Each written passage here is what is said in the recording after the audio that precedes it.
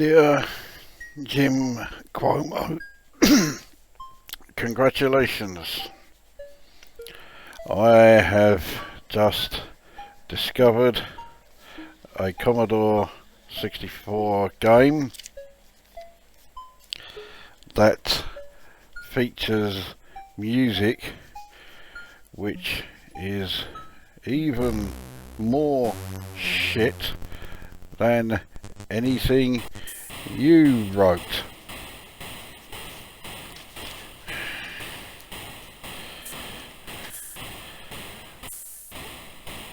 Well, hello and welcome to the next Lukozer retro game review video.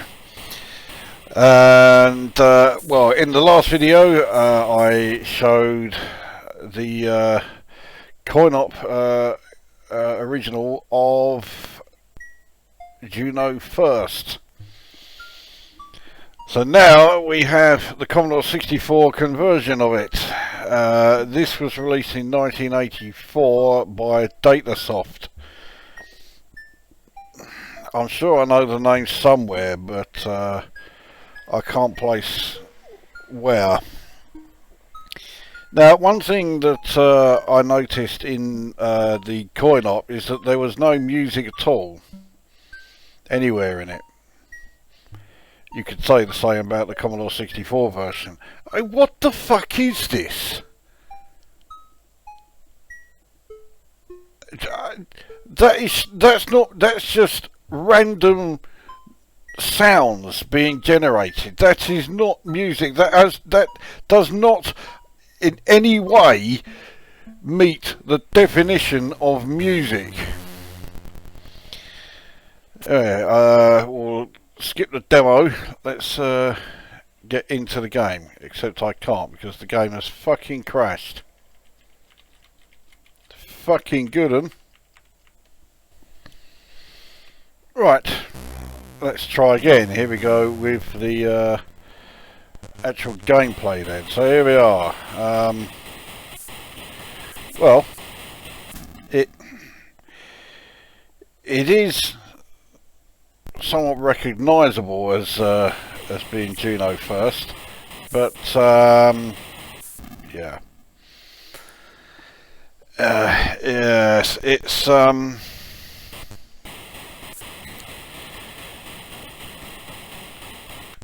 well, it just seems to be lacking somewhat, shall we say. Now, I've seen far worse conversions. You know, it's no Cisco heat, but I cannot under any circumstances describe this as a good conversion, and I wouldn't have said that we'll get another game underway. I would not have said that Juno First is a particularly demanding or ambitious game. Surely it's not this difficult to do a conversion of it, is it?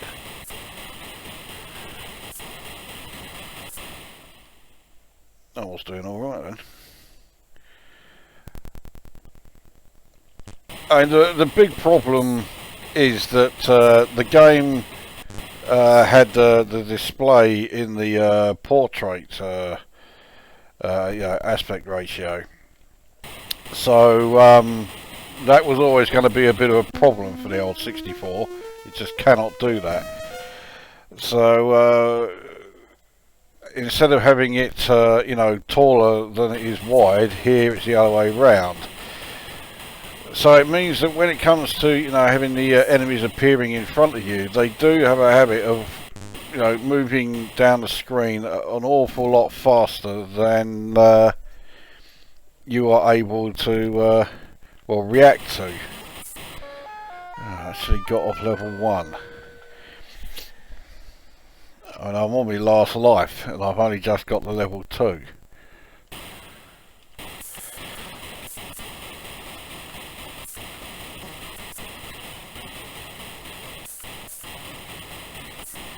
In terms of speed, again, it doesn't have the speed, nor does it have the fluidity of movement that the coin-op has. I guess that's not entirely surprising, but I thought it would have more than this. I'm doing an awful lot better here than I thought I would be, but I have just put the kiss of death on it by saying that. There you go. So, I actually got top score. Fucking hell. And then there's that fucking music. Hey, what the fuck is that?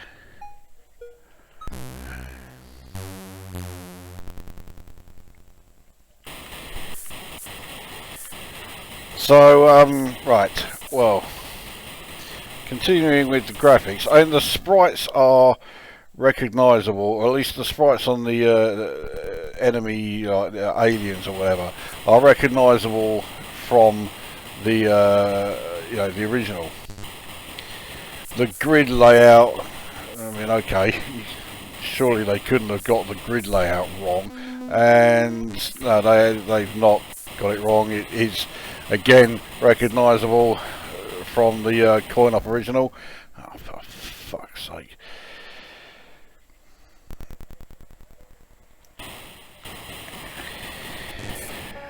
Oh, certainly a lot better than I did any previous go. So, I mean, yeah, looks-wise, it's recognisable. But I mean, the sprites, there's the way they move around just doesn't look good. Sound effects wise, it's generic sound effects aplenty. There isn't really much else. You cannot surely consider that sound on the title page to be music, so I wouldn't say there's any music in the game. It's very, very sluggish when it comes to either accelerating, decelerating, or going in reverse. So the only thing you really have to go by as far as actual movement is when you're moving left to right, but that is very slow, nowhere near as quick as the coin-op original. So yeah, moving left to right is there is a certain element of do it on hope, especially with the way that the aliens, when they appear, they just seem to dot around all over the place. Now, have they got level 3 the same as it is in the coin-op? Yes. Only it's a lot easier by the looks of it. So much so, it's almost like I can't fucking miss. I really did put the kiss of death on it by saying that, didn't I? There you go. That was my last life, wasn't it? Yeah. Yeah.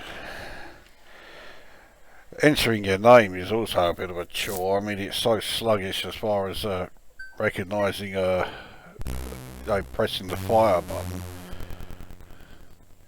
So you'll press fire about 5 times before it finally enters, a character. And then when it does, you can bet your life, of course, it will then enter the next character immediately. So yeah, that's not very well done. I mean, as a conversion, it's just not very well done. Full stop. I mean, like I already said, it's no Cisco Heat. It's not as shit as that, but then, face it, few fucking conversions are. Yeah, it could have and really should have been a lot better. By 1984, the Commodore 64 was more than capable of this. Now, I know I always use, Impossible Mission and Pit Stop 2 and Summer Games as my examples, but you look at other shoot 'em ups around that came out the same year as this. You have Encounter, you have Drop Zone, and they were fucking fantastic. And of course Beam Rider, which visually this does have some sort of similarities with. Well, Beam Rider plays superbly. Yes, it's a very basic looking game, but it plays absolutely fantastic. So clearly it's not that a 64 can't do this kind of game. It very much can. So yeah, this is a bit of a fuck up, really.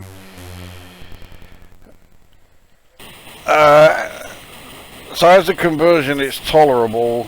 As an actual game, no. It's a bit of a mess. It's not massively playable due to the way that there's no smoothness of movement of the aliens. They seem to just dot around all over the place. Your ship is nowhere near responsive enough when it comes to moving, accelerating, decelerating and moving in reverse. It's also just too slow moving left or right, and all of this combines to an extremely unsatisfying game. I mean, it's everything that the coin-op version isn't, but by 84 they were already doing conversions of much more demanding games than Juno First. And I'm not saying Juno First is a bad game, anything but. You only have to look at my review of the coin-op to know that I think the game is fucking superb, but this conversion of it isn't.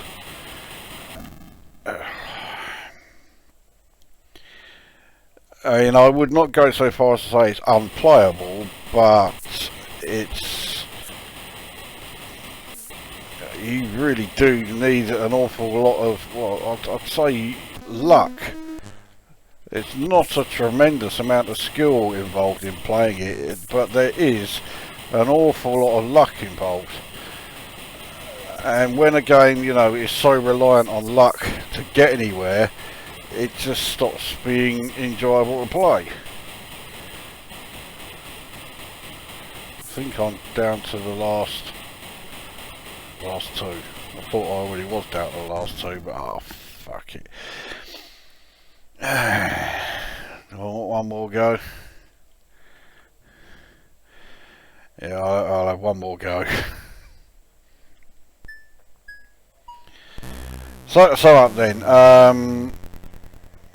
Audio, the title page is fucking horrendous. What is that meant to be? And the in-game audio, it's generic sound effects aplenty and nothing else. Visually, the aliens do look like they do in the coin-op original, but they just move around, or the way they move around, it's just all wrong. And having seen Beam Rider, you would expect them to have been able to do a better job than this. And that wouldn't have been asking too much. And then in the gameplay, it's not good to play. Your ship doesn't move fast enough, no, left or right. Very sluggish and slow to respond when it comes to increasing speed or decreasing speed and going into reverse. And yeah, and now that